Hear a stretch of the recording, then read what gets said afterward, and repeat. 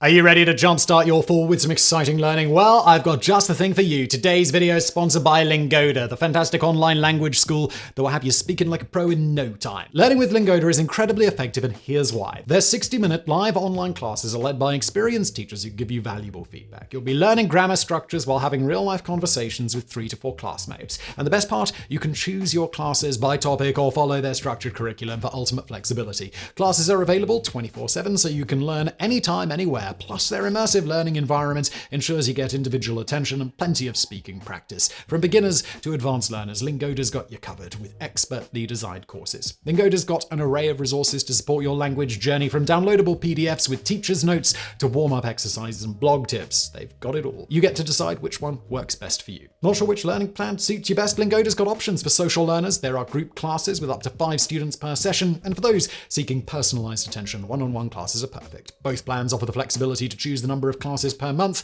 and can be changed or cancelled anytime. And guess what? This August, Lingoda's got an amazing back-to-school promotion. Use the code TODAY25 to get a jaw-dropping 25% off your monthly subscription for the first 2 months. That's up to €200 in savings on group classes. The more you commit, the more you save. So let's save some cash on our language learning supplies, shall we? Get started with a 7-day free trial. You can take 3 group lessons or 1 private class during this trial period, completely free. Also, if you're unsure about your language level, don't worry, they have a placement test to ensure you're put in the right place. So what are you waiting for? This back-to-school season, let Lingoda supercharge your language skills with their fun and effective learning approach. Don't forget to use the code TODAY25 for that fantastic discount. Click the link in the description below to get started on your language learning journey today. If you spend a lot of time looking at aircraft, you may have noticed that nearly all of them have some variation of the same basic components. Sometimes it takes the form of a long spike or tube jutting out of the nose or the leading edge of the wing. Other times the tube is shorter, mounted beneath the fuselage on a streamlined pylon. But whatever their specific shape, these devices all serve the same purpose. Known as pitot tubes, they are used to measure vital flight data such as airspeed, vertical speed, and altitude. Invented by 18th century French engineer Henri Pitot, the pitot tube is actually part of a larger pitot-static system which comprises 3 basic components. The first is the pitot tube itself, which consists of a hollow tube open at one end. This is used to measure stagnation pressure, which is a combination of static pressure, the pressure of the still ambient air, and dynamic pressure, the pressure generated by the movement of the air. The second component of the pitot-static system is the static port, a small hole typically located on the bottom side of the fuselage. Set flush with the aircraft skin, the static port measures the static pressure of the surrounding air. Finally, the third component of the pitot-static system is the airspeed indicator, which uses stagnation pressure given by the pitot tube and static pressure given by the static port to calculate dynamic pressure and thus airspeed.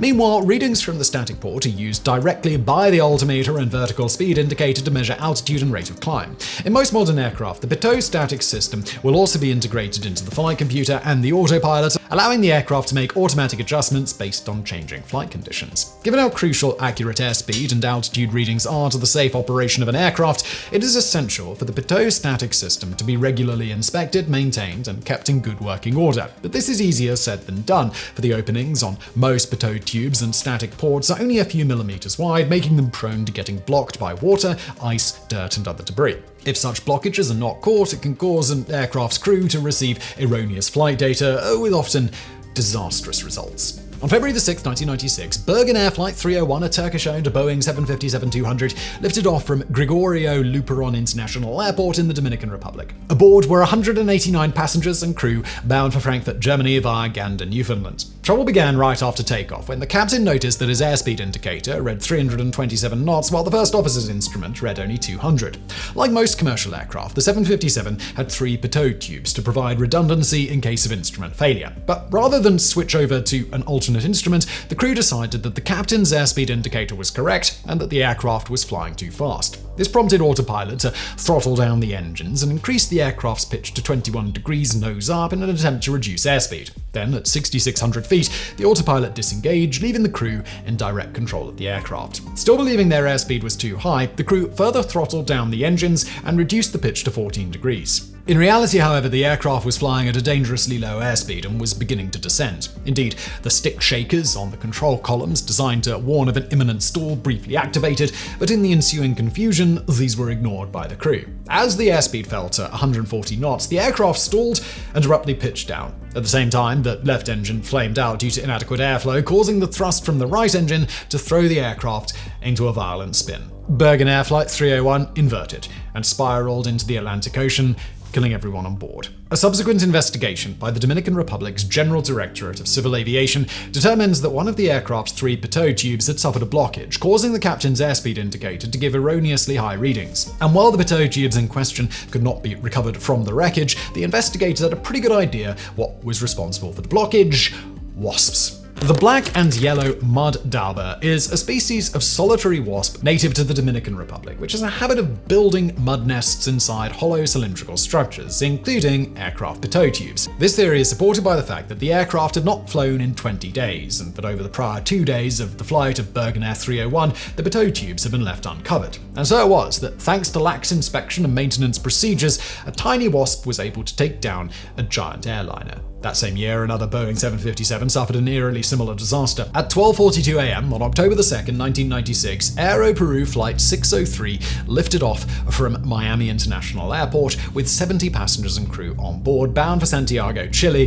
with stopovers in Quito, Ecuador, and Lima, Peru. Almost immediately, the aircraft's flight instruments began behaving erratically, causing their flight computer to give out multiple contradictory alarms. The crew declared an emergency and requested an immediate return to the airport. Unable to accurately determine their airspeed and altitude, the crew asked the air traffic controller to call out these readings as they descended towards the airport. Unknown to them, however, the controller's data came not from the airport radar, but from the aircraft's own radio transponder, meaning the controller was simply repeating the same faulty readings. As a result, the crew believed themselves to be flying at a much higher altitude and airspeed than they really were.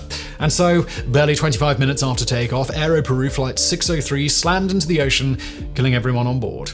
Once again, the cause of the crash was traced to a blockage in the pitot static system, only this time the blockage was man-made. Prior to the flight, airport employee Eleuterio Chacaliaza had placed tape over the aircraft's static ports to protect them while the aircraft was clean and polished. However, he had forgotten to remove the tape, leaving the ports blocked and causing the flight instruments to give inaccurate readings. He was tried and convicted of negligent homicide and given a 2-year suspended sentence, though he maintained his innocence and later appealed the ruling, insisting that he had removed the tape and that someone else had sabotaged the flight.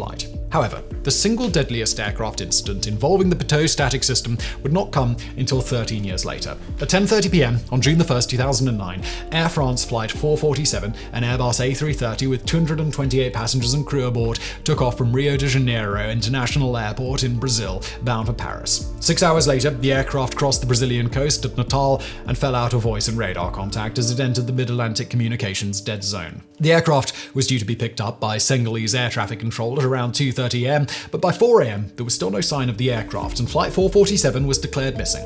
A massive search by the Brazilian Navy followed, resulting in 50 bodies and the aircraft's vertical stabilizer being located within 2 weeks. It took another 2 years, however, to recover the aircraft's flight data recorders, or black boxes, the data from which painted a confusing and terrifying picture of Flight 447's final moments. At 1:30 a.m., shortly before breaking radio and radar contact with Brazil, the crew of Flight 447 looked at their weather radar and noticed a line of thunderstorms directly ahead. Normally, they would have climbed to fly over the weather, but at their current flight weight, this would have placed them near their maximum altitude, so Captain Marc Dubois decided to fly straight through instead. He then returned to his cabin and tried to catch up on sleep. Soon after, tiny ice crystals began crackling against the fuselage, and St. Elmo's fire, an electrostatic charge caused by friction, flashed across the windscreen. Then, a half hour later, all hell broke loose. Without warning, 3 airspeed indicators began displaying radically different readings, causing the autopilot to disengage. Taken by surprise, First Officer Pierre-Cédric Bonin grabbed his side stick and took manual control of the aircraft. In his haste, however,